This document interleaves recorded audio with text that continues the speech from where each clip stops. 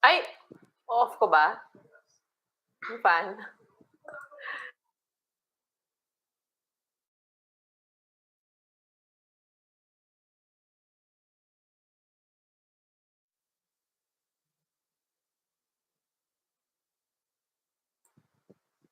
Eto, meron ka naririnig? Meron ka ba naririnig? Ngayon wala. Ngayon wala na yung sa'yo. Yung sa'kin, may Okay na. naririnig ba kayo? Okay, sige. Yeah.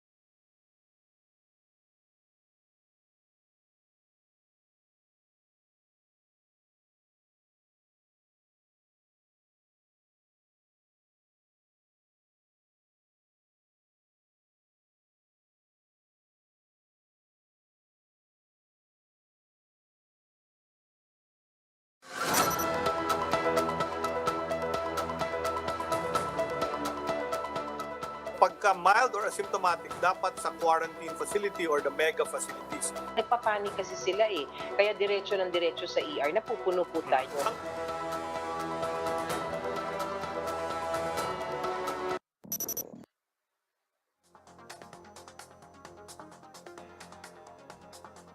You just heard health authorities reminding that COVID beds are best allotted for severe and critical cases. In private hospitals alone, almost all cases are people with either mild or no symptoms. What's worrying is that utilization of ICU beds in Metro Manila is now nearing critical level. Good evening, I'm Gretchen Ho. And I'm Robbie Alampay. You're watching The Big Story. Let's start with the health experts' calls for Metro Manila hospitals to only admit critical COVID cases. Beds are already nearing full occupancy. But relocating mild to asymptomatic cases is not as easy as it seems. Jacob Lazaro gives us a front seat to the big story.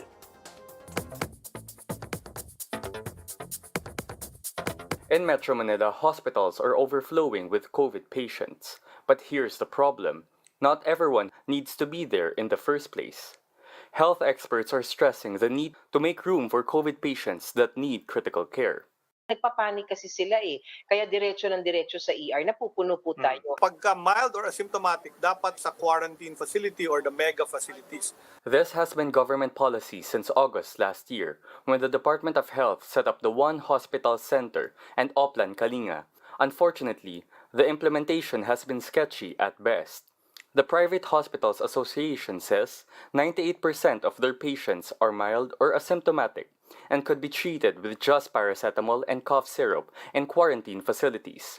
But moving mild or asymptomatic patients is a tough call. It is really more difficult for private hospitals to do that because more or less these are, private patients. At the Santa Ana Hospital in Manila, 4 out of every 10 COVID patients are mild to asymptomatic.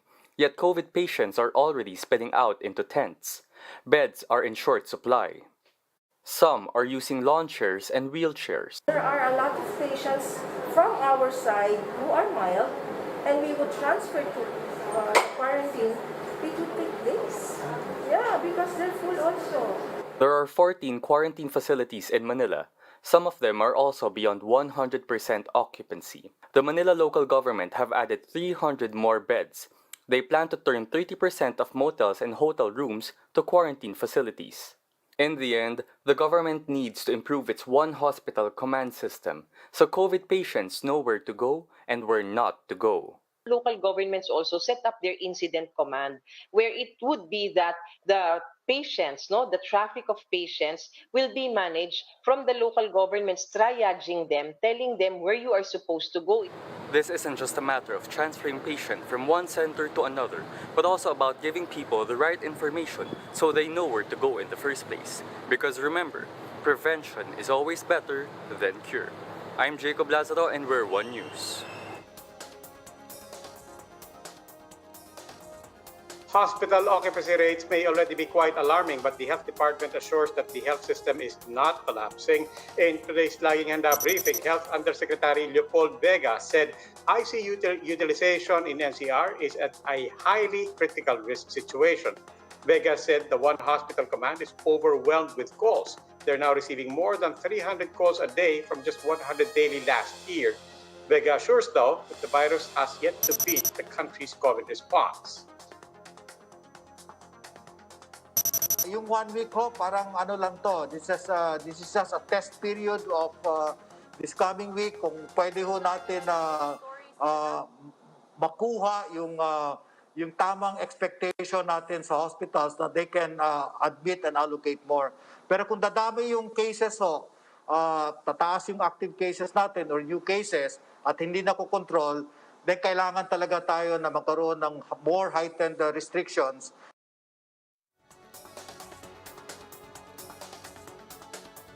These are the other big stories tonight. Expect a higher daily case count. The health department is now considering recording antigen test results in its official tally of COVID cases. The procedure may now be used as an official test in areas with outbreaks like NCR. The man behind the attack of an elderly Filipino-American in New York has been arrested. The US FBI is now deploying personnel in key areas to protect Asian Americans against rising hate crimes. And they're no longer just concentrated at the Julian Felipe Reef. Several Chinese vessels were spotted in different parts of the West Philippine Sea. These big stories right after the break.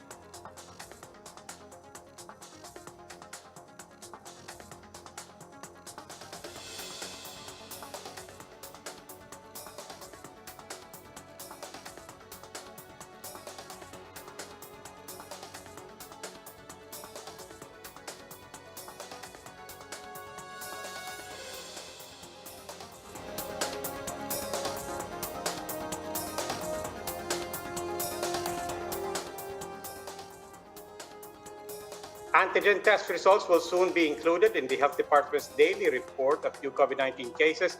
How will this move affect the country's overall caseload? Let's find out in this report by Greg Gregorio. RT-PCR testing remains the gold standard in detecting COVID-19 infections. In the country's official case log, all recorded cases went through the said procedure. But with the surge in cases and the high transmission in the NCR Plus bubble, that may soon change. The Health Department is now looking into including in their daily record those who test positive in antigen tests. This can hasten and can facilitate our response on the ground para mas magkaroon po tayo ng pagputol nitong transmisyon ng sakit na ito. Antigen test kits detect the SARS-CoV-2 antigens in an individual. It's faster with results out in 30 minutes and yields higher chances of positive results for those with high viral load. But in the previous House Committee on Health hearing, Marikina Representative Stella Kimbo questioned the DOH why those who test positive in previous antigen tests were not included in the country's case count of COVID-19 infection. It would seem like there's a growing number of COVID positives who were tested not on the basis of RT-PCR but rather antigen. So in which case, hindi po sila nasasama sa reporting ng confirmed cases. DOH spokesperson Maria Rosario Vergara explained that those are close contacts who tested positive with antigen test and only counted as probable or suspect cases for COVID-19 because they were not subjected to RT-PCR test. But pursuant to our testing protocols, like in this ongoing outbreaks, rapid antigen test may be used as standalone test and will no longer need a confirmatory RT-PCR test. With this comes the probability of even higher cases, according to NTF COVID-19 spokesperson Restituto Padilla. Maganda dyan, alam na natin kung nasaan at alam na natin yung dapat natin gawin, which is to isolate them at maiwasan yung pagkalat at pagkahawa ng iba.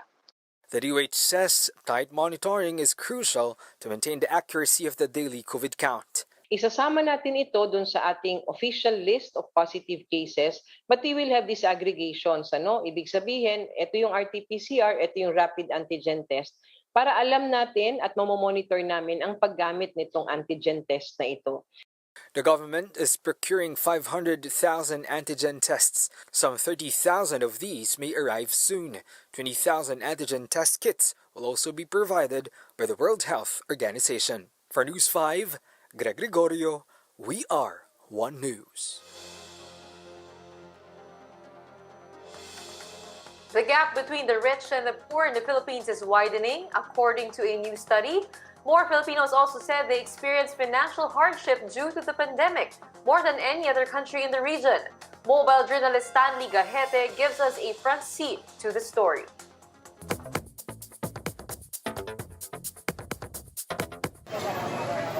The COVID-19 pandemic severely impacted economies all across the region. But according to the Asian Development Bank Institute, the Philippines had the biggest share of households which experienced financial difficulties in the past year. The lockdown measures were the most severe of any ASEAN country. It will have a negative impact on human capital development and therefore on productivity. But it will take some time before those effects become apparent. The survey said a whooping 84% of Filipino households reported declining incomes, and that the gap between the richest and poorest groups are widening. These are real problems for even white-collar workers like 36-year-old single father Ryan. Lalo na ngayon, wala kami ng incentive, so hindi ko na alam kung saan kukunin ibang ibabayad sa bahay. Ryan is just one of the many working Filipinos affected by the COVID-19 crisis. Ilang months na hindi ako nakakabayad sa electric bill namin. So kung ikaw lang bubuhay sa buong pamilya, so napakabigat. The ADBI also pointed out that the Philippines lacks a well-developed social safety net to support citizens when there is a shock, which means another round of ECQ may push more families over the edge.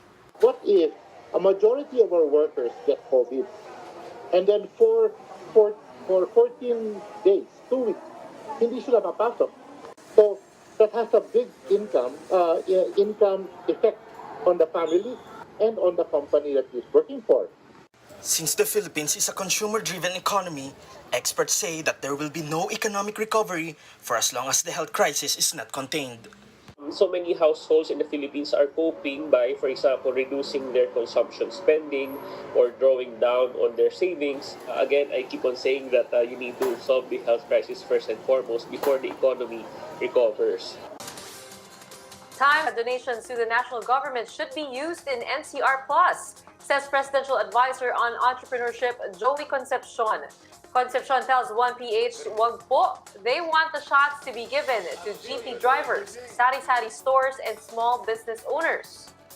From May to September, the private sector will receive over 5 million AstraZeneca shots, half of which will be donated to the national government via a tripartite deal. About 400 companies from different industries will receive COVID-19 vaccines. Concepcion tells Business World Live that while they are in principle following the prioritization list, firms still have the flexibility to conduct their vaccination. In Business World Live, Concepcion says 145 are expecting AstraZeneca shots by third quarter. Concepcion says Covaxin pledged 1 million doses in May. He says firms also have the freedom to choose partner pharmaceuticals or medical facilities to conduct the inoculation. And the World Health Organization warns against using antiparasitic drug ivermectin for the supposed treatment or prevention of COVID-19. WHO Representative Rabindra Abeyasinghe cites the lack of statistically significant evidence, which may give false confidence to the public. Several lawmakers urged the local FDA to conduct a study on ivermectin as a COVID drug. Let's pause for another quick break. More big stories when we return. Keep it here on One News.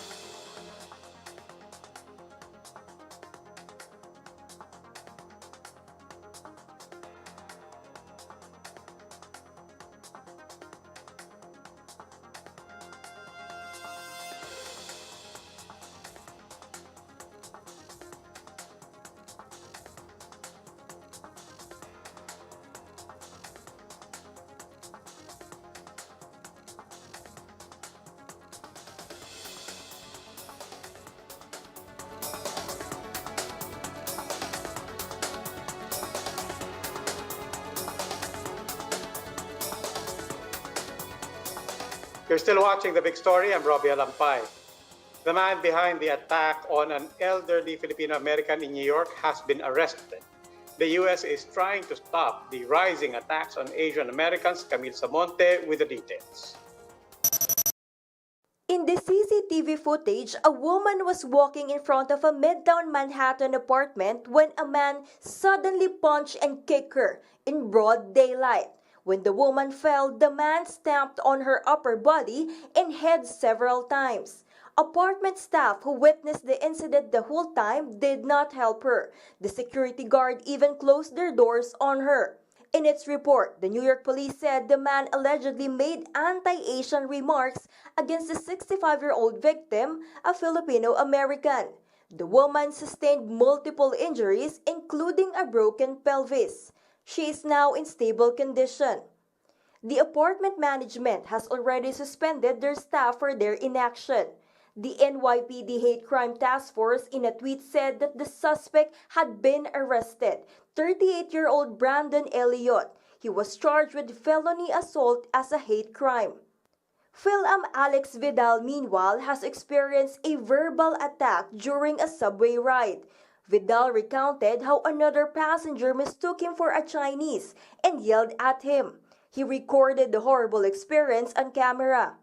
Why do the good Chinese have Muslims locked up in their country? I realized he was staring at me and he was yelling at me. Nasa harap ko na.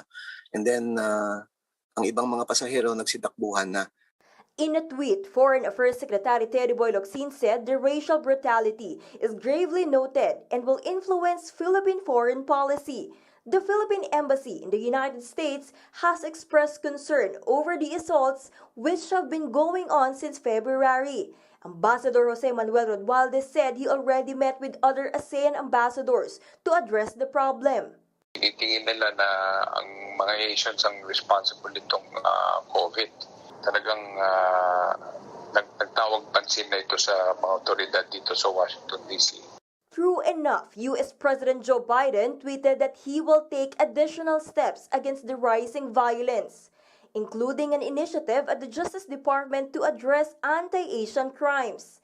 The U.S. FBI will deploy its personnel on subway stations and other areas to safeguard the Asian American community.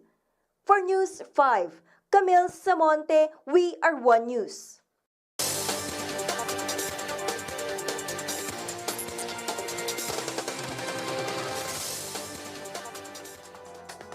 Here are the other big stories on print and online. From the Philippine Star, the Health Department appealed to COVID-19 testing centers to continue their operations during the Holy Week. This will ensure continuous monitoring of cases as the country grapples with the COVID-19 surge. Business World Live reports that the government and Manila Water have signed a new concession agreement today. Justice Secretary Menardo Guevara said the deal is expected to improve water service and provide more reasonable fees to consumers. Meanwhile, panel discussions with Maynila is scheduled after the Holy Week.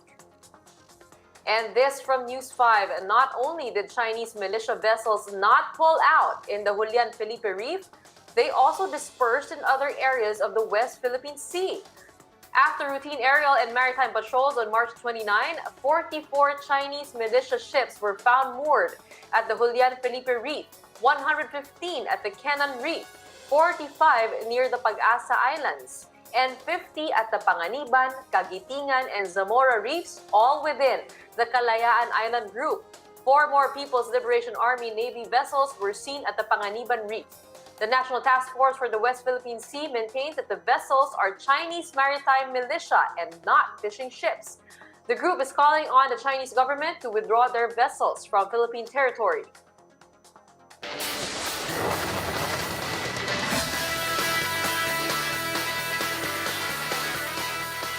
For the big story in sports, Ateneo star Jo Mariginot joins the Perla Spikers ahead of the Premier Volleyball League. The Perla Spikers made the confirmation on Twitter Tuesday. The acquisition meant Mariginot would no longer play her final eligibility year in the UAAP. In season 80, she scored 203 points, the 6th highest total that time. The 25-year-old power spiker last played for Santa Lucia in Philippine Superliga in 2019.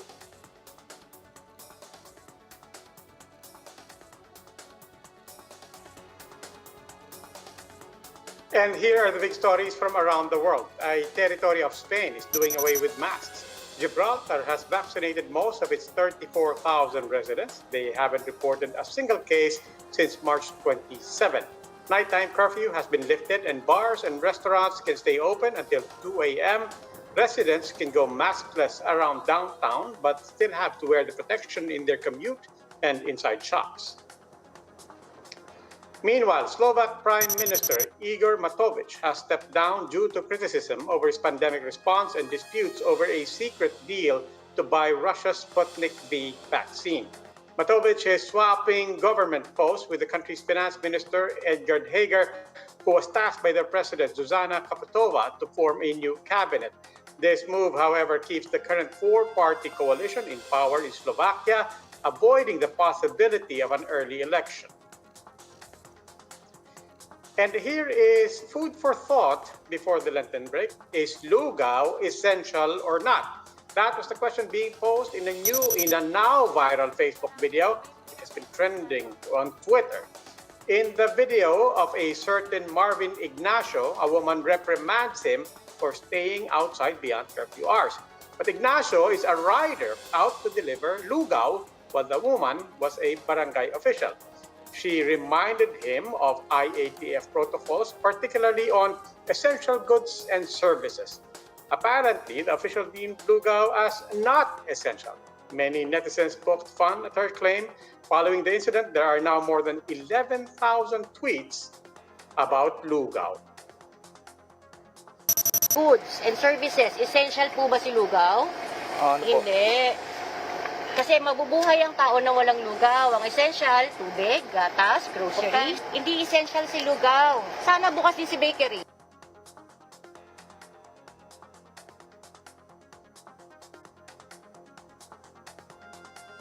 Ako, essential yung lugaw na yan. Lalo na week ngayon. Pagka may sakit, lugaw. Pagka may emergency, may pumutok na pulkan, may problem, lugaw. But in all seriousness, di ba?